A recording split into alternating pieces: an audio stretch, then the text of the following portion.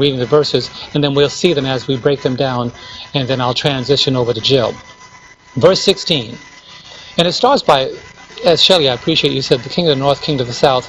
We find that these nations that surrounded the glorious land, Israel had to contend with a lot of its neighbors, a lot of its powers. When Israel came out of Egypt, though, there were nations that the Lord told Israel not to attack, like Edom and Moab. He said, don't attack those nations. They are not significant when it relates to the advancement of my cause in your favor. I will hold them back. And that's why you don't find them dealing with them very much. You find them dealing with the Amalekites, the Hittites, the Jebusites, the Perizzites, but not Edom and Moab. The Lord kept them back. But look at the picture here that's drawn in verse 16 to 28. But he who comes against him shall do according to his own will, and no one shall stand against him, and he shall stand in the glorious land with destruction in his power.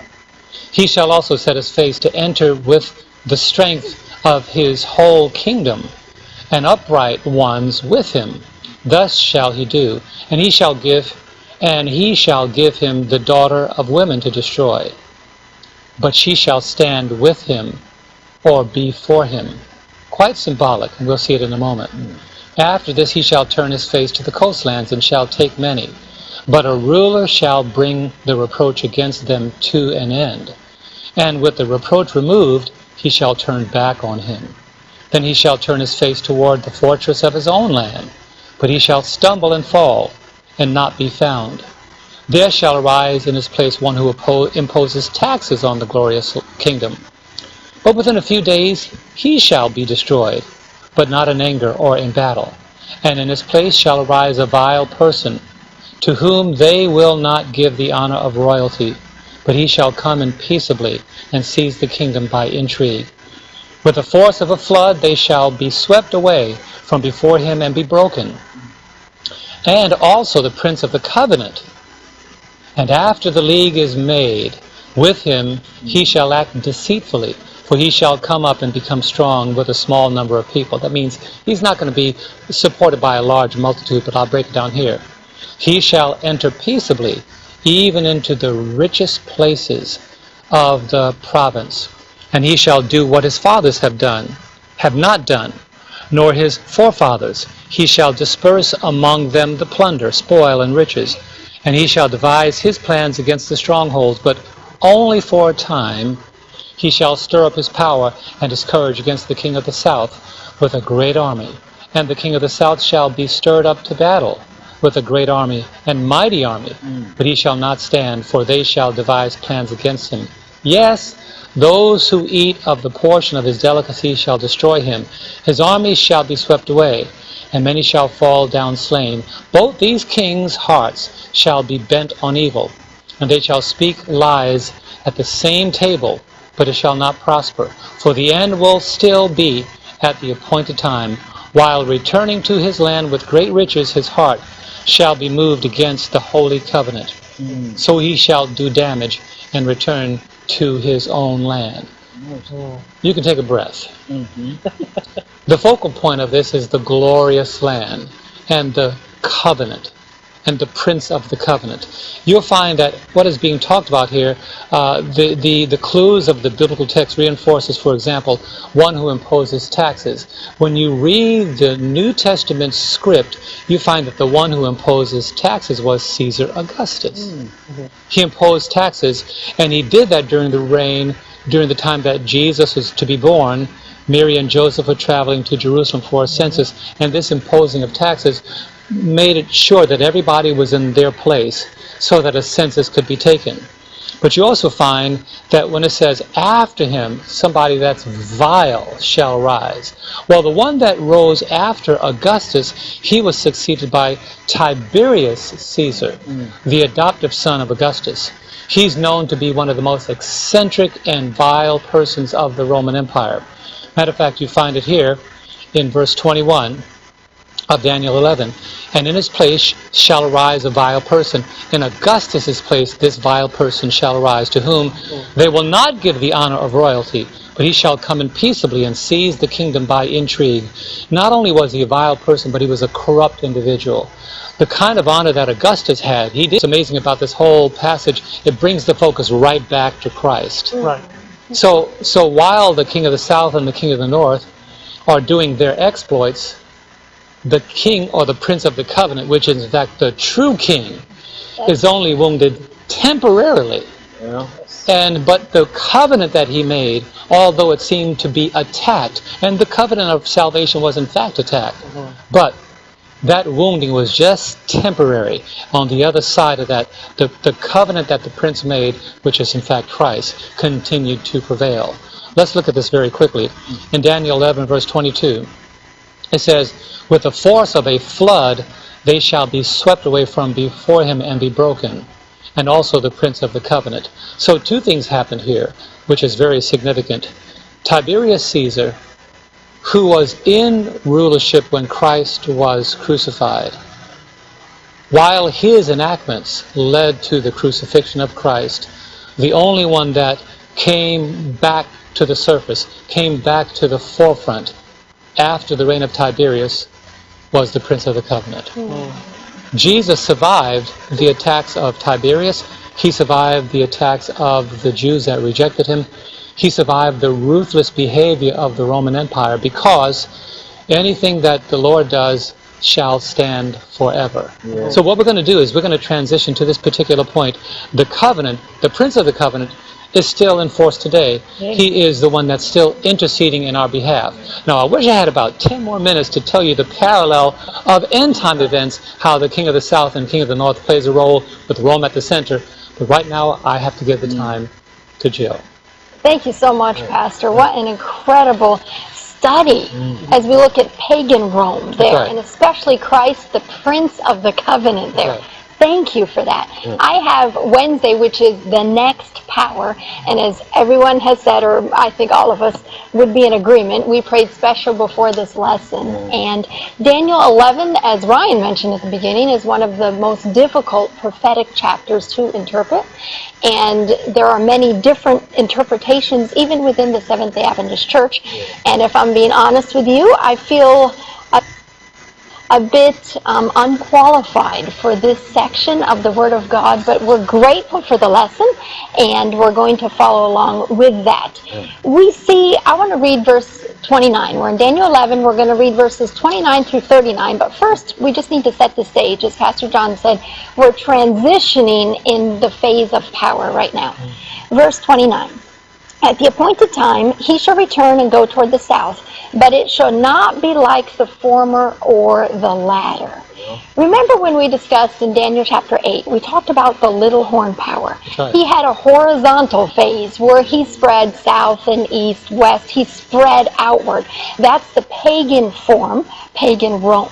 Then the little horn power started to go vertical, Pastor Kenny, and it went against God and his sanctuary. And when we saw that, that was the transition from pagan Rome to papal Rome. So here in my section, we're transitioning. This power inherits, obviously, characteristics from pagan Rome. But it is different in some aspects. It acts as a religious power, and it will attack God and his people. Right. You know, you see many similarities between Daniel 7, the little horn power, Daniel 8, the little horn power again, and then this king of the north in Daniel chapter 11 in this section that we're going to study. Daniel 8 and Daniel 11, they both have the daily, and we'll discuss that. We see persecution in Daniel 7, the little horn power persecutes the saints. We see the same persecution in Daniel chapter 8. We see the same persecution in Daniel chapter 11. We see an exaltation against God, or a self-exaltation. We see speaking blasphemy in Daniel 7 and 8, and again in chapter 11. So the lesson asks a great question. Who or what does this power attack? And we're going to look in our time together at 4 attacks that this papal system makes. First attack is the attack against God's plan of salvation. And Pastor John set this up so beautifully with the Christ being the Prince of the Covenant. Daniel 11:30. For ships from Cyprus shall come against him. Therefore he shall be grieved, and return in rage against the holy covenant, and do damage. So he shall return and show regard for those who forsake the holy covenant. And we see the Roman church attacked God's plan of salvation, and they substituted We're saved, Ephesians 2:8, by grace through faith, and that not of ourselves. It is the gift of God, not of works, lest anyone should boast. But they substituted and put human works in place of that grace and justification by faith. The second attack we see is the attack on the ministry in the heavenly sanctuary. Let's read verse 31. And forces shall be mustered by him, and they shall defile the sanctuary fortress. Then they shall take away the daily sacrifices, and place there the abomination of desolation. So what is taken away? The daily sacrifices. We studied this a few weeks ago in Daniel chapter 11. We know the word sacrifices is not in the original Hebrew. It literally says he shall take away the daily. In Daniel 8:11, it said, he, the little horn, exalted himself as high as the prince of the host. And we know that's Jesus Christ, is the prince of the host. And by him the daily was taken away. The word daily means continual.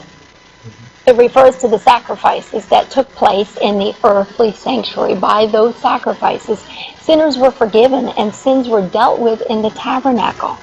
The earthly sanctuary system, we know, represents the symbol. It's made after what is in the heavenlies, the heavenly sanctuary. This little horn power, this power here in Daniel chapter 11, exchanges the intercession of Christ for the intercession of priests. So not only does this power take away the right understanding of salvation, next it puts in place a false system that we need to go through priests instead of going directly to God, because we have an advocate right now. Christ Jesus in Hebrews chapter 7 is our heavenly high priest, and we can go directly to him. Verse 22, Hebrews 7:22. By so much more, Jesus has become a surety of a better covenant. There were many priests because they were prevented by death from continuing. But he, because he continues forever, has an unchangeable priesthood.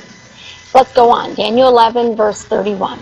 And forces shall be mustered by him, and they shall defile the sanctuary fortress. This refers to the 1260 years of papal dominion. We know that is from 538 to 1798, when the mediation of Christ in the heavenly sanctuary was obscured by this human system of mediation.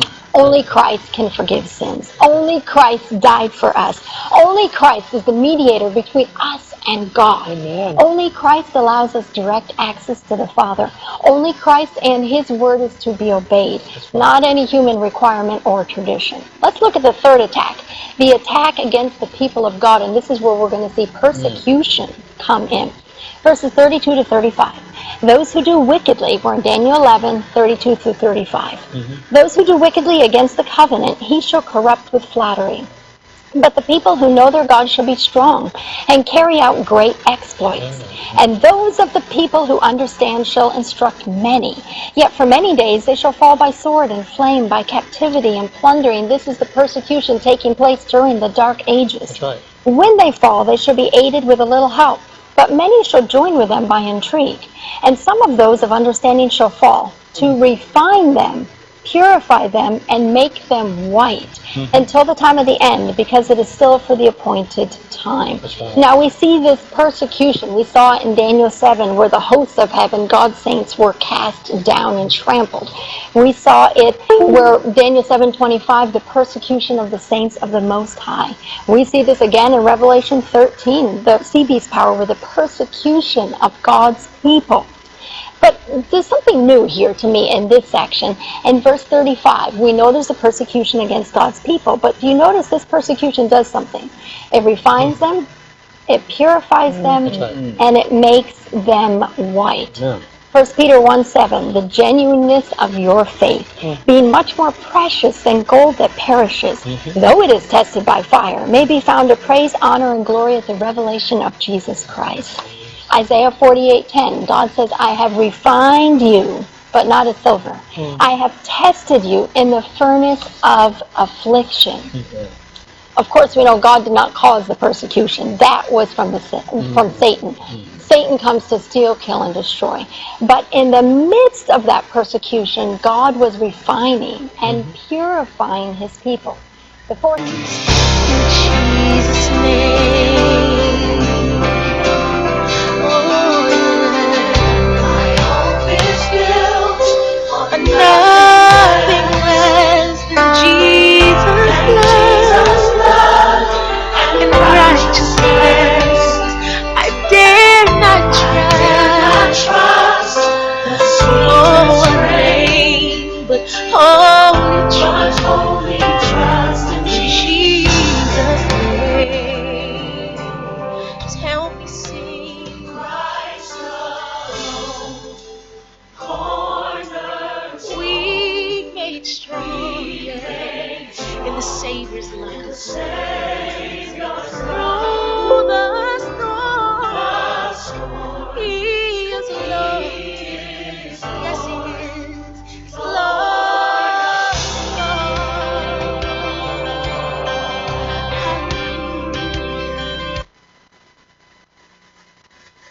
To fly a rocket ship, you need to be an optimist.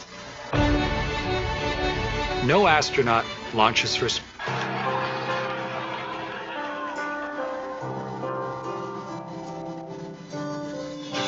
My hope is built on nothing less than Jesus' blood and righteousness.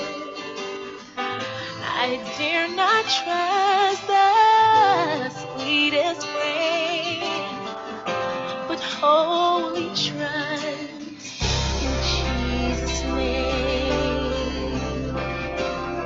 Oh, my hope is built on nothing less than Jesus' blood and righteousness. I dare not trust the sweetest rain, but only trust in Jesus' name. Just help me sing. Christ alone, corners weak made strong, in the Savior's love.